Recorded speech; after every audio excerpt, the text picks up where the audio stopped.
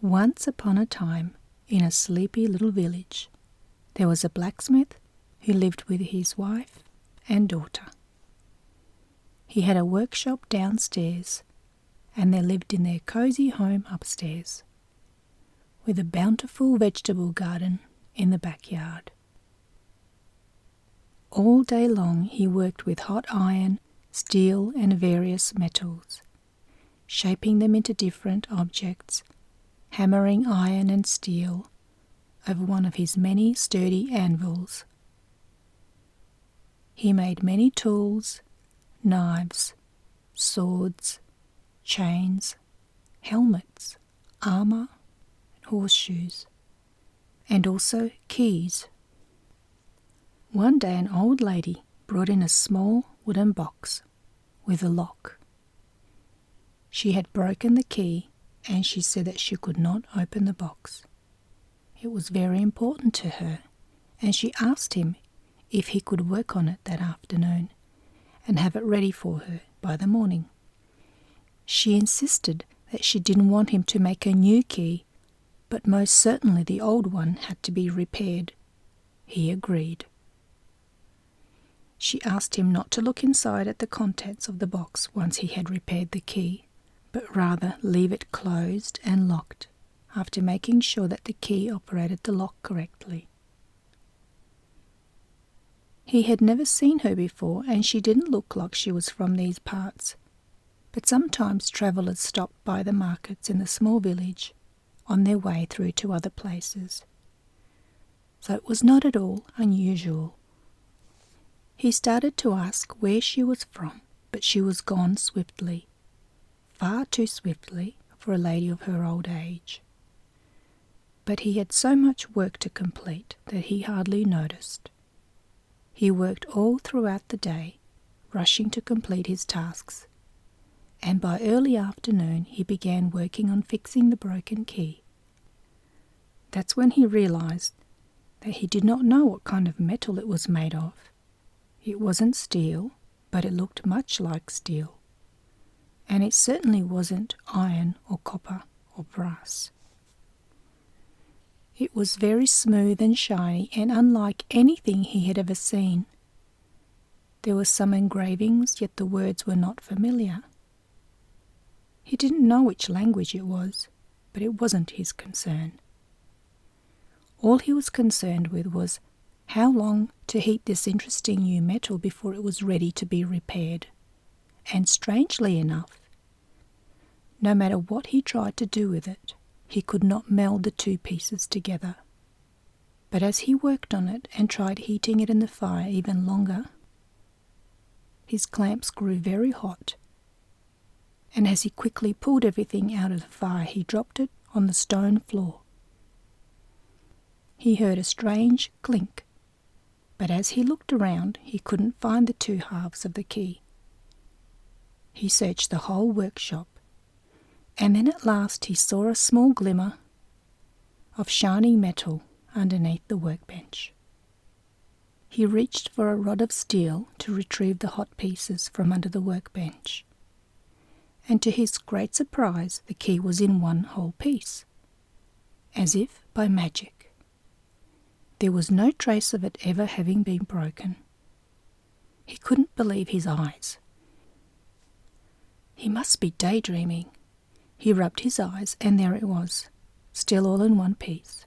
It wasn't his imagination after all. It was as if the key had magically put itself back together as it landed on the floor. He wanted to rush out and tell his wife of this strange enchantment, but then thought better of it. She would think he'd been working too hard and would worry about him.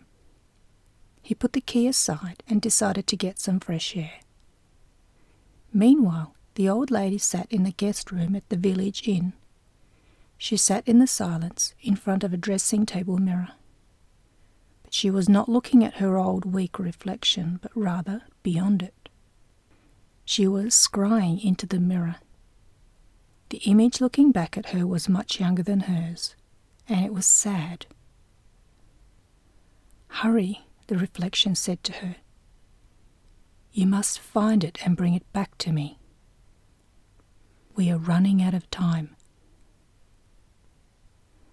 When the blacksmith went to sleep that night, he couldn't forget about the key. And an hour later he tiptoed downstairs, lit up the lantern and examined it one more time. Then he remembered the box that it came with. That's when he realised that he hadn't even checked if the key could operate the lock, since it magically repaired itself. He heard the old lady's words echo in his mind. "You must not open the box wide or look inside." Then another part of him became increasingly curious. What could be such a secret that no eyes should look upon it? Surely she wasn't fearful that he would steal the contents. Perhaps it was valuable jewellery or gold coins. When he shook the box a little, it seemed quite empty. But he was a man of his word, and he would keep his promise indeed. So he carefully turned the key, and he was certain that the lock and key were working as they should. He was careful not to open the lid. Then he locked the box securely and placed the key next to it, put out the lamp, and went back to bed. What seemed like hours later, but wasn't long at all, he fell into a deep sleep and had a strange dream. In his dream he was sitting inside a cave that was dark, except for two small fires. The fire on the left was a bright golden orange and warm, but the fire on the right was blue and smokeless, and it didn't seem hot. He thought that was rather strange, so he reached with his right hand toward the fire, and indeed it was cool. Just then a voice spoke to him and told him it was time to go back. But when he looked around, he couldn't see anybody. But he immediately woke up in his bed thinking what a strange dream it was indeed. It was almost dawn, and he decided to rise out of bed, even though he felt like he hadn't slept. And he remembered his strange dream again, and rubbed his tired eyes. And to his surprise, there was a small blue feather in his hand. He was astonished. He wondered if it had something to do with his dream, but then he dismissed the thought. He looked down upon his sleeping wife and wondered if he should tell her about all these strange occurrences sometime today. But how would he even explain it? He got dressed in his work clothes and washed his face. He was an early riser and liked to start work early while everyone else was still sleeping. He would light the fire, burn some coals until they were blazing hot, so that right after his breakfast he was ready to begin the noisy blacksmith work, for he was kind not to disturb the neighbourhood at dawn. He laid out all his completed work that would be collected by his customers that day, and once more looked at the box and key. He almost began thinking about taking a look inside, when he heard a small knock on his door as a small lady walked in. It was the old lady that gave him the key to fix. He hadn't expected to see anyone yet, as it was still too early for customers, and she gave him a look that seemed as though she had read his mind. "I believe you have fixed the key," she said as her eyes twinkled a little too much for an old lady her age, while she nodded at the work laid out on the table. "Yes, I have," he replied. "Did you have any difficulty?" she asked. He hesitated for a moment, but then he said that after some initial difficulty, an easier solution was found. She smiled slightly. She paid him for his work, and then she lingered holding the box and key. She asked him if he had looked inside the box. He explained that he had not looked, and that he had kept his word. "Surely you were curious?" she inquired. "I was curious indeed," he replied, "but I did not look." "I know you didn't," she said. She thanked him, and before she turned to leave, she asked him if he would like to know about the secret inside the box. His eyes lit up, and he said that he would be most curious to learn the secret of the box. The old lady's eyes twinkled, and she said that inside the box there was a blue, smokeless fire, and whoever touched the fire would instantly learn the secrets of future things that have not yet happened. But the box was not to be opened by just anyone, and the contents were not to be seen without the right permission. He stood as if frozen, his feet stuck to the floor. If he had not remembered his dream, he would have dismissed the old lady as eccentric. But in his dream he indeed saw a blue smokeless fire and had also touched it. And then there was the blue feather in his hand upon waking up. He had so many questions but could not bring himself to ask. "I had a dream," he said. "In my dream there was a blue smokeless fire, and I touched it." She didn't seem at all surprised, but asked if there were any other strange occurrences. So he told her about the blue feather that he found in his hand after his strange dream that morning. Her eyes twinkled fiercely. "May I see it?" she asked. He went upstairs at once and picked up the blue feather delicately from his dresser and ran down the stairs, eager to learn more about this mystery. He showed her the feather, and the old lady's eyes seemed to almost glow with such warmth that for a moment she seemed much younger than her old age. "May I have it?" she asked. "I must have it. I will pay whatever you ask. Whatever payment you desire, you will have it."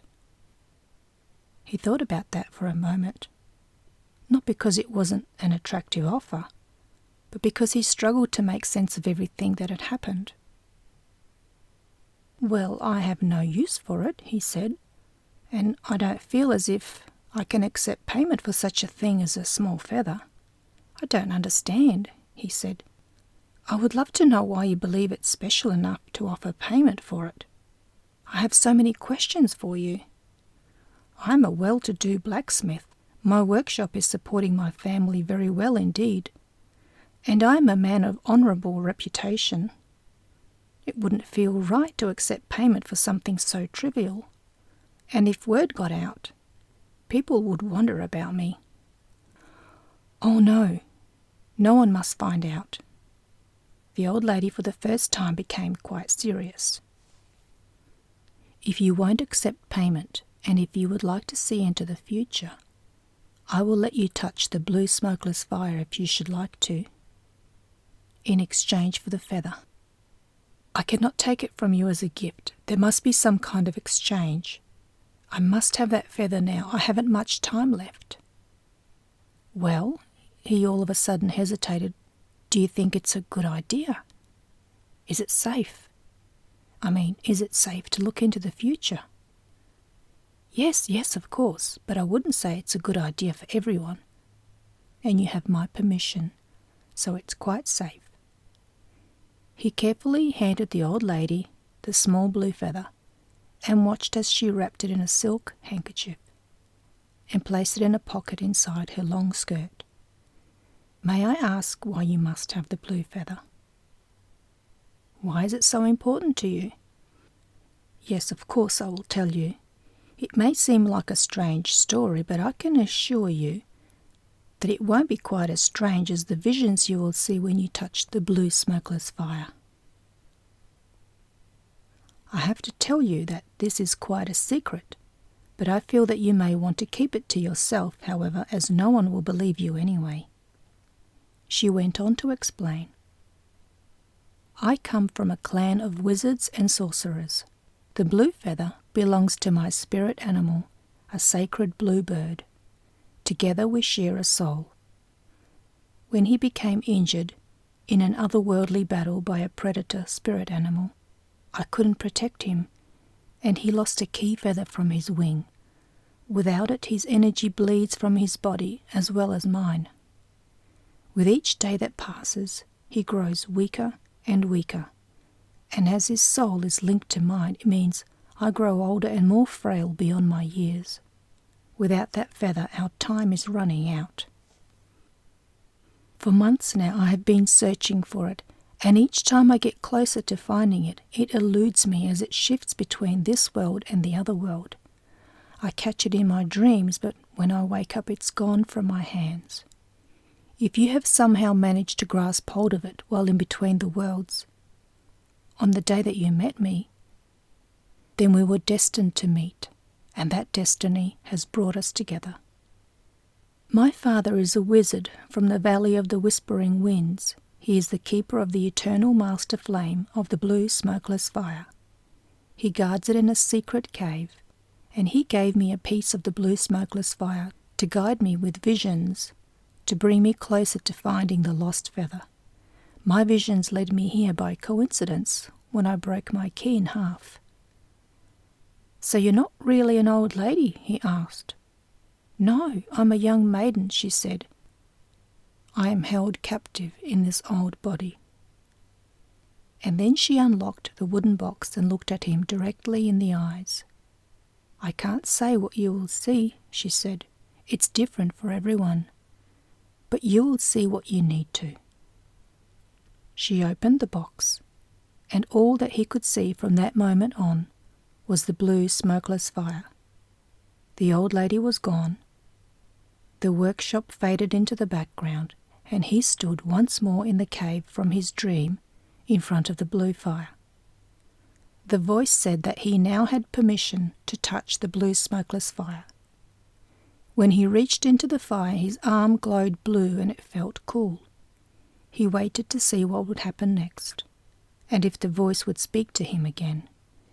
For a few moments nothing happened, and he was almost relieved because his heart was beating so fast with anticipation.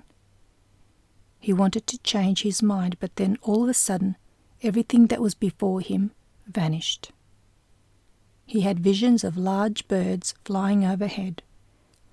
They made loud, strange, roaring noises, louder than a windmill.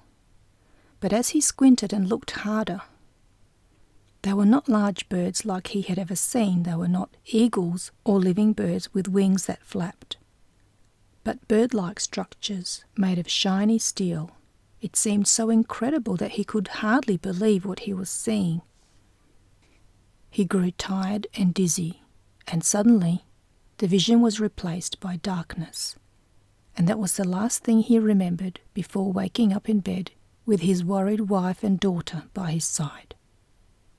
When he awoke, his wife seemed relieved that he had opened his eyes, and she threw her arms around him, kissing his cheek.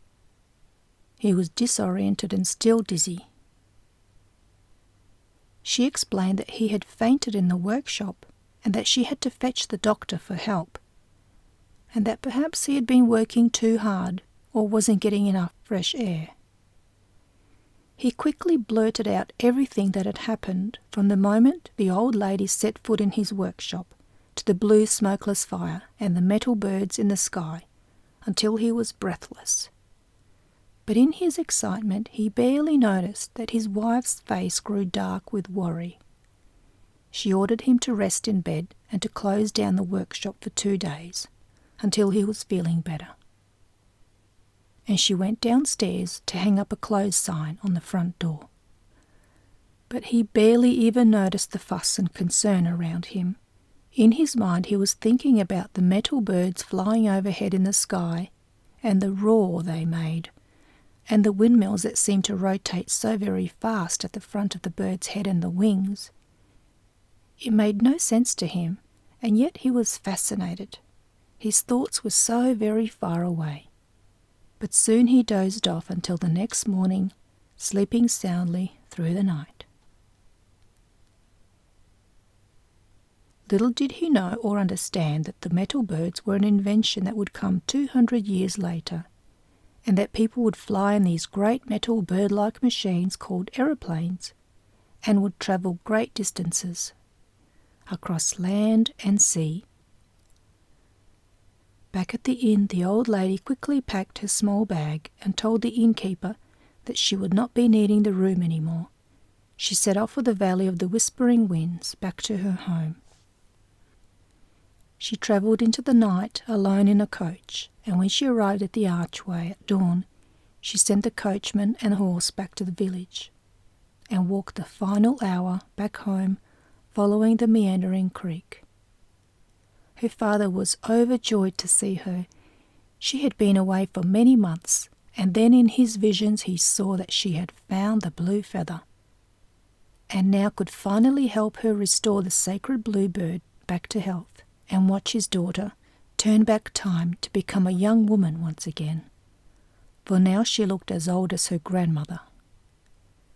They journeyed in silence to the underworld, to the secret hiding place where the bird was kept safe. They put the blue feather back in the sacred bird's wing, and it magically fell back into place, and the bird spread his little wings and screeched and chirped with joy. The old lady began her transformation back into a young woman. She instantly straightened out her spine completely, stood tall, and her face and skin began to tighten to a youthful, glowing and rosy complexion. Her hair sprung up glossy, dark and wavy, without a trace of grey, and she jumped with delight, full of energy, and embraced her father. Then they journeyed back to the here and now. They went to her mother's side, and she gasped with awe to see her daughter young and vibrant once again. And the three of them laughed and danced and embraced each other with happiness. Then their whole clan celebrated for 3 days. And for 3 days there was song and dance. They baked breads and cakes for their banquet, and there was joy throughout the valley. But back at the sleepy village, the blacksmith kept seeing visions in his dreams, long after the first time he saw the metal birds in the sky. He tried to explain his dreams to his wife, but she could barely even understand what he was trying to describe. He dreamed of many strange and wonderful things that his eyes had never seen before. He dreamed of a tall, towering, pencil-shaped object taking off towards the skies, with huge flames and smoke billowing around and underneath it as it roared and ascended towards the heavens. He dreamed of families sitting in their living room with curious boxes with moving pictures with sound and music coming out of them. He dreamed of people talking into strange devices that were shaped like funnels, with earpieces that produced the sound of people's conversations. And each morning that he saw these visions in his sleep, he would arise early and walk quietly downstairs. He would take a piece of charcoal and draw what he remembered clearly on sheets of parchment, and stash it away with all the other drawings that he kept hidden. Then in his dreams he would even hold conversations with men that he had never met. Well-spoken men in fine garments that he had never seen the likes of before. First he dreamed of talking to 2 fine brothers and describing his flying metal birds, and he described in great detail his pictures of how they should be built and what kind of steel to use, and how they should be riveted together in panels. They marvelled at his pictures and ideas. Then he dreamed of a man named Bell, for whom he drew diagrams of devices with which one person could speak to another over a distance, handpieces and earpieces joined together with wires, and he recommended exactly how to produce the wires wrapped in casings, and he drew them in great detail while Mr. Bell nodded and thanked him for the instructions. He dreamed of sitting in a large room with a multitude of people, with strange boxes all around with flashing lights, as they launched a great pencil-shaped machine carrying men upwards towards the heavens, until it was so tiny that it could not be seen anymore. And he dreamed of sitting in a living room with his wife and family, looking at a moving picture on a box with a shiny screen, while the picture showed a pencil-shaped object lifting upwards towards the sky. In his dream he explained to his wife that the pictures were caused by invisible waves flying through the air that were collected by the shiny metal rod that was attached to the picture box, and that it was also harnessing the sound in the same way that also came in invisible waves. And in the final dream he dreamed that he was instructed to gather all his parchments with his drawings and diagrams and his writings, to find himself in the cave for the final time and burn them over the blue smokeless fire, where they would be released into the timeless ether, into the eternal library of knowledge, so that they could be harnessed in their good and proper time by those men whose minds could understand them, and understand the way in which they could be of use to man. He watched as the blue flame devoured the parchments slowly, but it produced no smoke. The dream ended, and that would be the last time he dreamed of the blue smokeless fire. And with that he awoke early with no memory whatsoever of that dream or any of his prior visions. He did not remember the old lady or the magic wooden box or the blue smokeless fire. He got up early, went about his chores, but he felt different inside, although not in a way that he could explain it.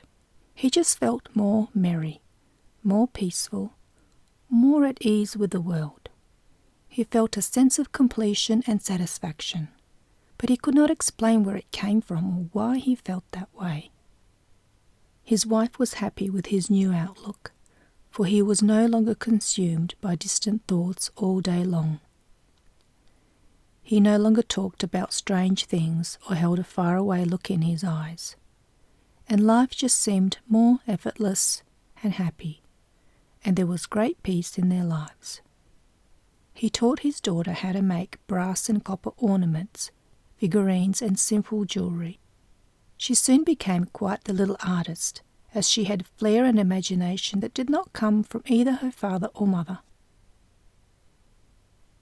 Every so often, when she played in the workshop, from the corner of her eye, she would see a flash of blue flames rising up in the coals that no one else seemed to notice. But when she told her mother, she would look and only see red glowing coals and a bright red fire, and she would just shake her head and laugh at her daughter's imagination. She never told her mother or father that she sometimes had dreams of playing by a creek in a valley that she had never visited before, where she would gather berries and pick wild flowers. She would hear the soft laughter of a young maiden echoing in the breezes wherever she went. And wherever she went, a small bluebird seemed to follow her, chirping and darting from branch to branch. Whenever she tried to follow it, it would fly away and disappear behind thick shrubs at the foot of a great hill. Behind the shrubs there was a large gap between the rocks. It was not wide enough for her to enter, but wide enough for her to see a blue glow coming from within, and also hear faint whispers that seemed to come from within. Perhaps that's where the bluebird kept safe. Perhaps that's where the bluebird made its home.